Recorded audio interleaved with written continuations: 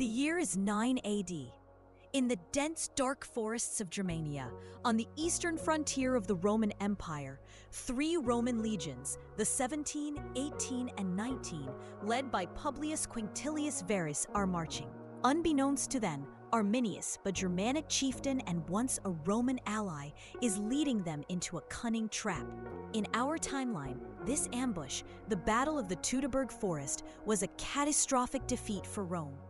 3 legions were lost, and Roman expansion east of the Rhine River halted, forever changing the map of Europe. But what if, by some stroke of fortune or a critical piece of intelligence, this devastating ambush was averted? What if Rome won the Battle of the Teutoburg Forest? Imagine for a moment a different destiny. Our point of divergence takes us to the days just before the ambush in September 9th AD. A loyal Germanic tribal leader, perhaps one who harbored deep suspicions of Arminius, manages to warn Varus, providing undeniable proof of Arminius's treachery. Or, even more dramatically, a Roman patrol stumbles upon Arminius's hidden forces just hours before the ambush, exposing the trap.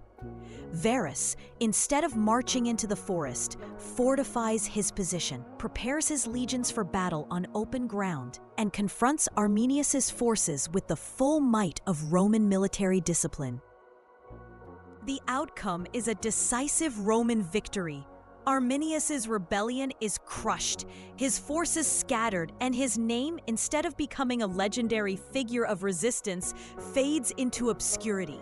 The Roman legions, intact and triumphant, continue their eastward advance. This pivotal success would lead to the full incorporation of Germania into the Roman Empire.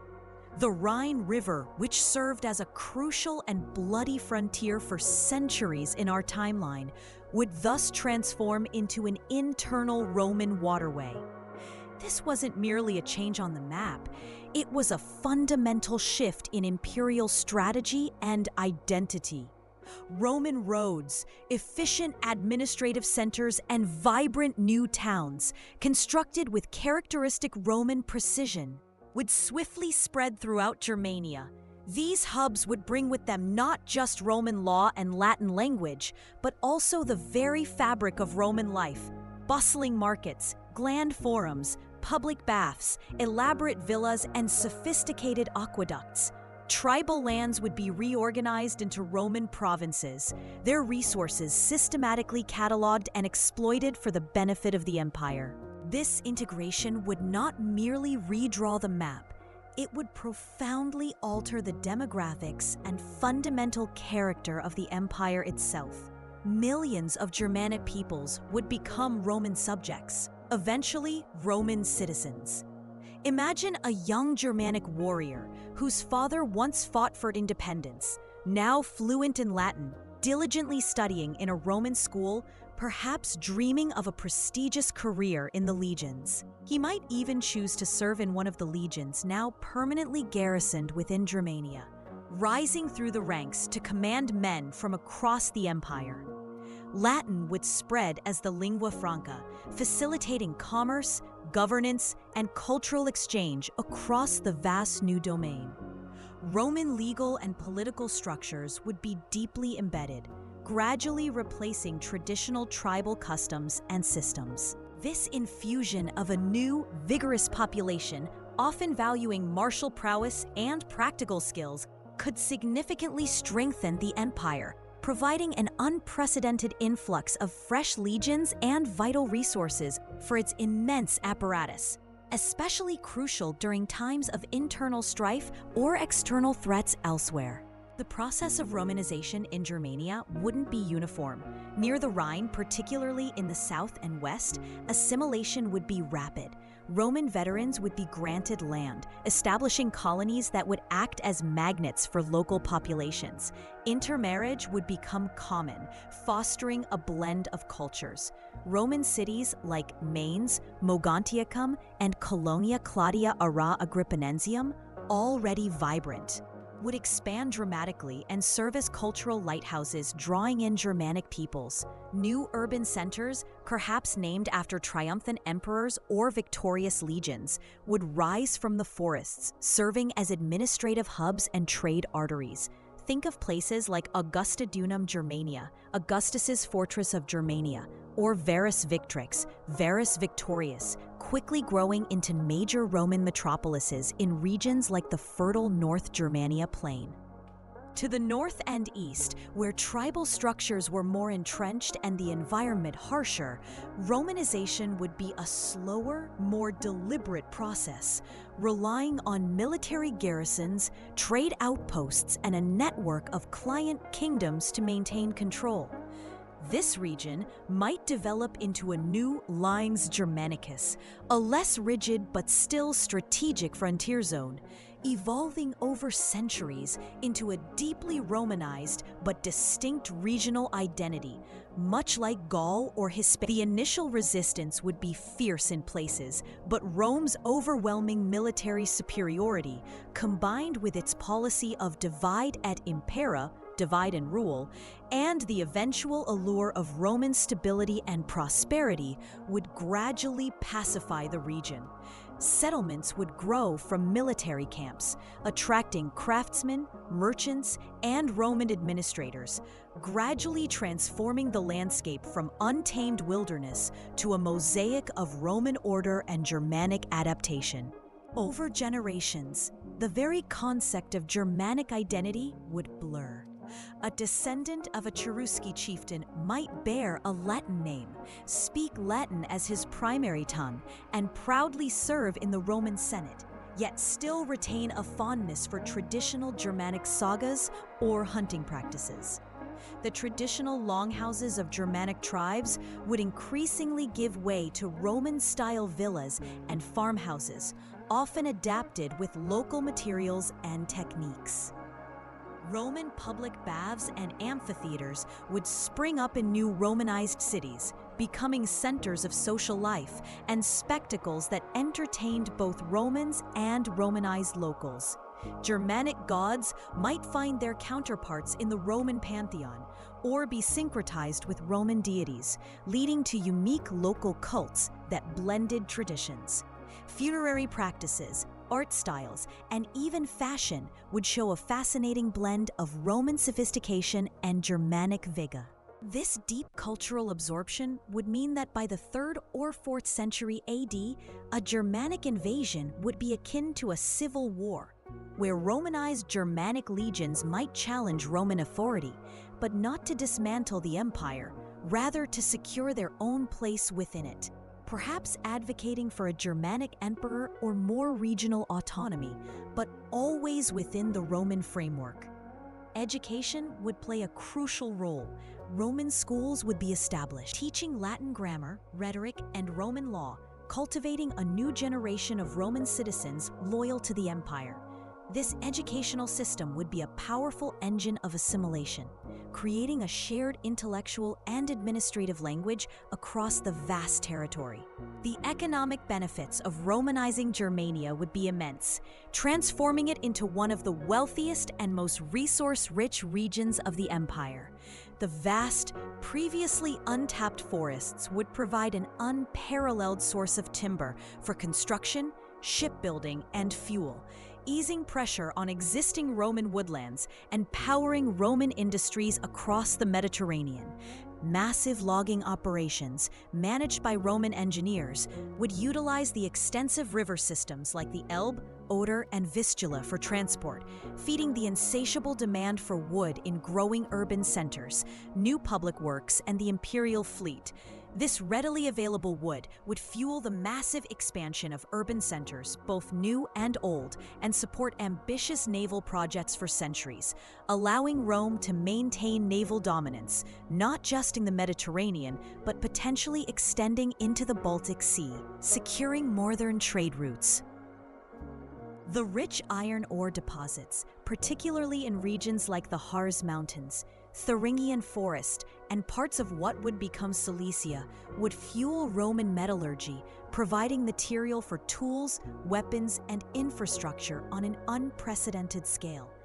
new Roman mining towns would proliferate, bringing skilled labor and advanced techniques, creating a thriving industry that would supply the legions with superior armaments and civil projects with robust materials.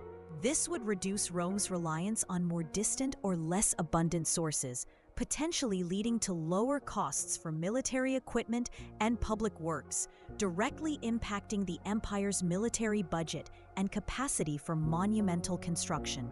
Specialist Roman engineers would undoubtedly introduce improved smelting methods, possibly even accelerating the development of steel production. Agricultural lands, especially the fertile plains of the Elbe and Oder river valleys, would be brought under Roman cultivation techniques, including the use of advanced plows, crop rotation, and irrigation systems, boosting grain production and securing food supplies for a growing imperial population.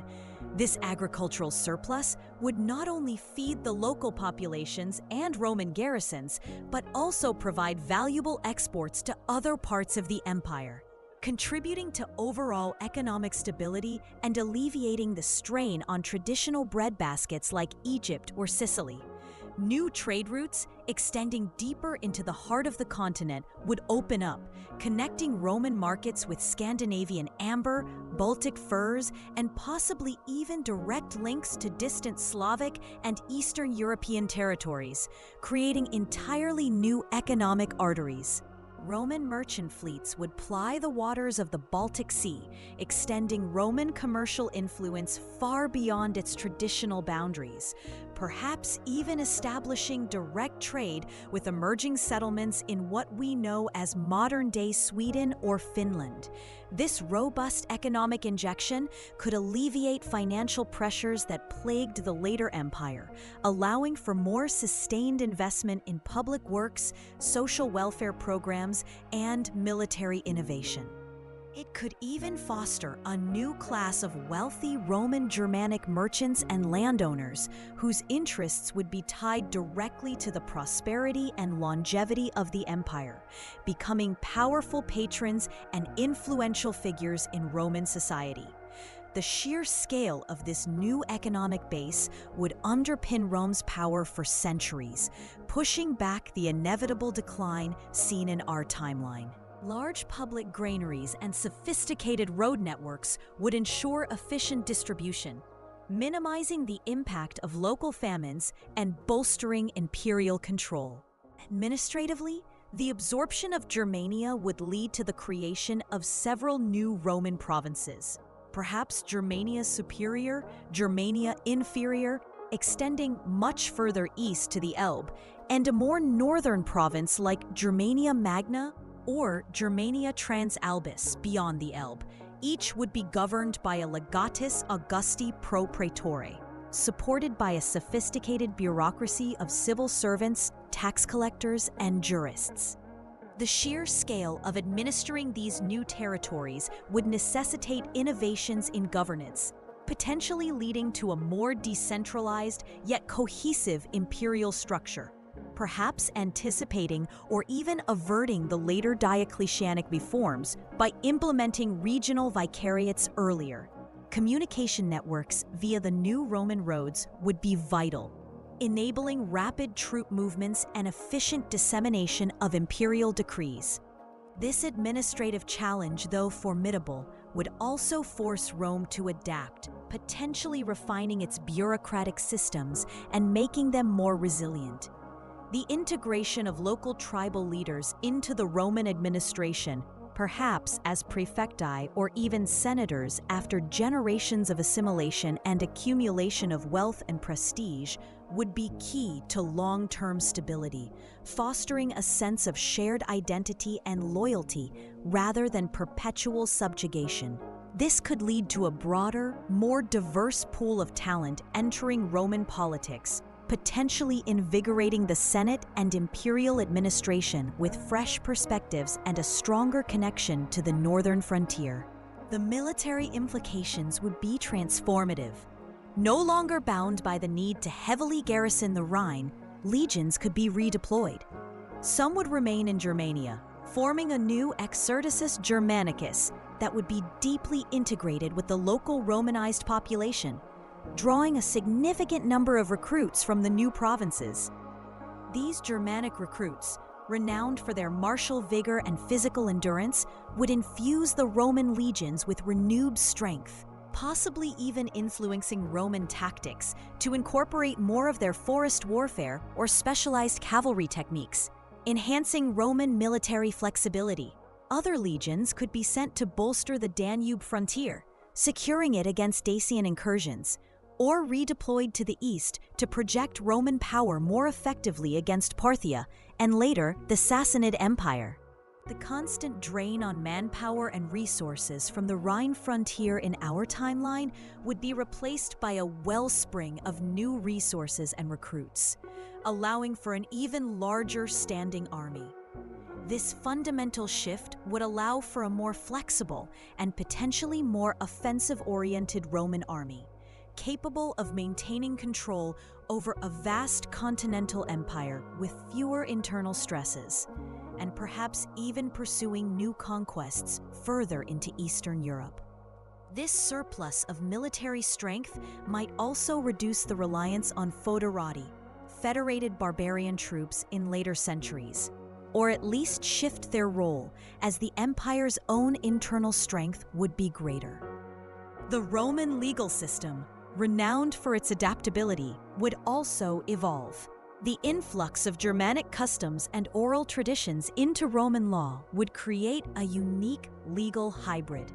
While Roman civil law would remain supreme, aspects of Germanic property law, inheritance customs, or even chieftainship traditions might find their way into provincial edicts, eventually influencing broader imperial jurisprudence. This adaptation would foster greater acceptance among the subjugated peoples and enrich the legal framework of the vast empire, perhaps even leading to new legal treatises exploring the synthesis of Roman and Germanic legal principles. The Ius Germanicum, a codified form of Romanized Germanic law, might emerge, ensuring justice and order in the new provinces while respecting local nuances. The implications for the eventual fall of the Roman Empire would be immense.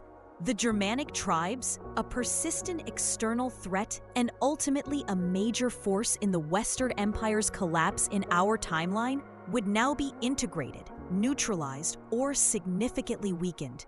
Without the draining pressure of constant frontier wars on the Rhine and Danube, the Roman state could redirect immense resources, building stronger defenses on its remaining borders, or perhaps simply enjoying a more peaceful and prosperous existence for centuries longer.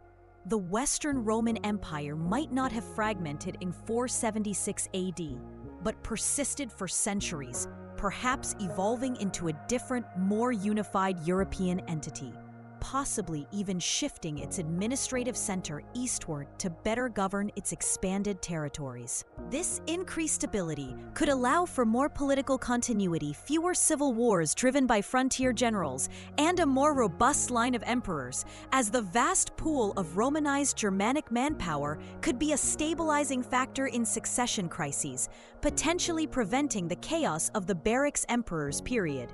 The political power of the Western provinces would rise significantly, perhaps leading to emperors frequently of Germanic or Gallic Romanized descent, or even the establishment of a powerful co-imperial capital somewhere in Germania itself, acknowledging its growing importance to the empire. The face of Europe would be unrecognizable without the distinct Germanic linguistic and cultural strongholds east of the Rhine. The modern nations of Germany, Austria, and Scandinavia, as we know them, might never have fully developed their unique identities. Latin-derived languages could be spoken far further east, perhaps even influencing the development of Slavic languages or creating new Romance language families in Central Europe that never existed in our timeline, such as Rhaeto-Germanic or Vandalic Romance, emerging from isolated pockets of integrated Germanic peoples. The very concept of Western Europe itself might be different, a vast, unified Roman cultural sphere, rather than a fractured collection of Latin and Germanic influences. Consequently, the Holy Roman Empire, a cornerstone of medieval European history in our timeline, would possess a profoundly different lineage and historical trajectory, possibly even being founded on a much broader, more deeply Romanized base, perhaps even truly living up to its Roman name for longer, extending its influence well into what we know as Eastern Europe. This deeply Romanized Central Europe would mean a very different Völkerwanderung, migration period, with Germanic tribes being internal actors rather than external invaders, fundamentally altering the fabric of post-Roman Europe, potentially leading to a more unified, Roman-influenced early medieval period. Moreover, freed from the perpetual burden of a volatile Germanic frontier, Rome could have accelerated its technological progress and scientific discovery. Imagine state-funded research into advanced engineering, improved agricultural techniques, or even pioneering forms of communication and transportation. Resources otherwise earmarked for constant border defense might have funded more ambitious public works, expanded trade networks, or even fostered early proto-industrial endeavors within the empire's vast new heartland. This could lead to earlier breakthroughs in mechanics, hydraulics, or even urban planning, creating a more technologically advanced classical world.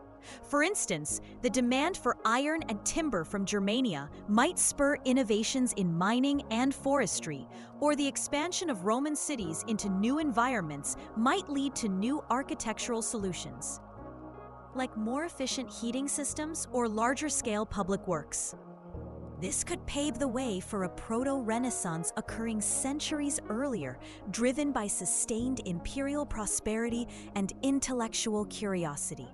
The very foundations of Roman technology might evolve beyond their historical limits, leading to advancements in metallurgy, glassmaking, and even early forms of mechanical engineering that were previously constrained by resource limitations and constant warfare. A more secure and powerful Rome might have also cast its gaze further east or north. Could this lead to earlier establishment of critical trade routes to the Baltic Sea, the Slavic lands, or even deeper into Asia? Perhaps they would have encountered distant civilizations or pioneered explorations that in our timeline lay centuries away. Imagine Roman merchants and explorers venturing into the vast plains of Eastern Europe or forging stronger direct ties with the Silk Road, bypassing intermediaries and potentially establishing a direct Roman presence in areas like the Black Sea steppes or even the Caspian Sea, leading to a more direct flow of goods, ideas, and even diseases from the east. Such a shift in priorities would undoubtedly reshape military doctrine as well. Without the continuous demand for defensive skirmishes and border patrols, the legions might become less focused on static defenses and more on large-scale conquest, pushing Roman influence deeper into Eastern Europe or beyond.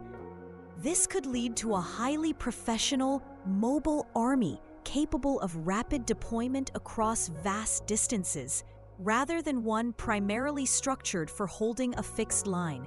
How an era of perceived invincibility could conversely foster arrogance and complacency within the Roman elite, potentially leading to unforeseen fatal errors in other, less obvious regions, or making them less adaptable to novel threats like the Huns when they eventually emerge, possibly from a different direction or with different allies, forcing Rome to fight on entirely new terms and in entirely new territories. This could mean a shift in the primary threat axis from west to east, potentially leading to a Roman-Hunnic war on a much grander scale, further east than in our timeline, with different outcomes. The development of Christianity, too, would be deeply impacted. Its spread through a unified Romanized Germania might have been faster and less varied, encountering less organized pagan resistance. The absence of strong, independent Germanic kingdoms could mean less theological diversity in the early church. potentially altering the dynamics of future councils and schisms. The Reformation, so deeply tied to distinct Germanic intellectual traditions, might never have occurred in the same way or at all without that separate Germanic cultural identity and the political landscape it fostered.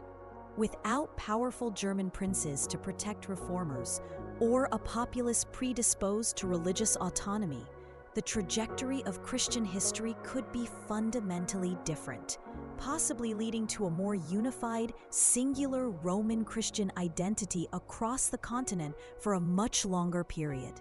This could result in a more centralized church, perhaps with an even stronger papacy, given the vast unified cultural sphere it would oversee. Conversely, a monolithic church might face different internal pressures, potentially leading to different heresies or reform movements entirely, perhaps driven by Latin intellectual traditions rather than Germanic ones, or even from the Greek East, setting the stage for a different kind of East-West schism. This altered religious landscape would ripple through art, philosophy, and the very concept of spiritual authority for millennia.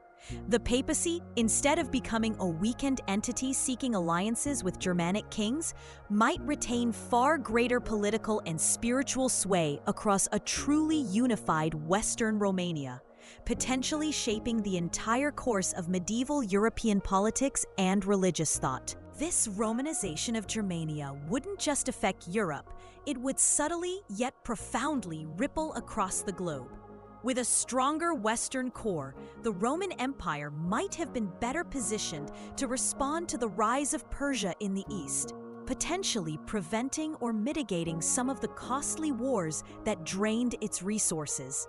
The focus on internal European stability might have allowed for a more robust defense against later nomadic incursions from the steppe, or perhaps even an earlier engagement with them, potentially pushing them back before they reached Roman borders, altering the fate of the Huns or Avars. The very concept of the West and its historical trajectory would be redefined, forged in the crucible of a unified, deeply Romanized continent, potentially shaping the future of global power dynamics in ways we can only begin to grasp. The Byzantine Empire in this scenario might not have seen the same degree of cultural and linguistic divergence from the West, fostering a more continuous Roman identity across both halves of the empire, potentially delaying or even preventing the Great Schism between Eastern and Western Christianity. Trade, diplomacy, and military campaigns would all operate on a grander, more interconnected scale, a truly Pax Romana extending deeper into the Eurasian landmass, shaping the destiny of civilizations far beyond the traditional Mediterranean basin. This prolonged Roman dominance would suppress the emergence of many independent medieval kingdoms, leading to a much more unified, centralized European political landscape for centuries longer, delaying the fragmentation of power that characterized our medieval history. The very definition of barbarian would shift, as those formerly outside the Roman sphere in our timeline would now be within it, fostering a new kind of imperial identity. This enduring Roman influence would fundamentally reshape the medieval world. Instead of the fragmented kingdoms of the early Middle Ages, we might see a more unified European entity, perhaps with a Latin lingua franca persisting far longer, influencing languages and cultures even into what became Scandinavia and Eastern Europe. The feudal system as we know it might develop differently, or not at all, within a more centralized Roman administration. The rise of powerful city-states in Italy would be less pronounced, as Rome's central authority would remain unbroken. The intellectual Dark Ages, particularly in Western Europe, might be significantly curtailed, with Roman libraries and schools continuing to flourish, preserving more classical knowledge and fostering continuous innovation. The age of exploration might begin from a very different technological and ideological base, spearheaded by a unified Roman entity with centuries more experience in large-scale organization and resource management. The very concept of nations as we understand them might be delayed, replaced by a broader, pan-Roman identity that endures for millennia, leading to a truly different course of human civilization.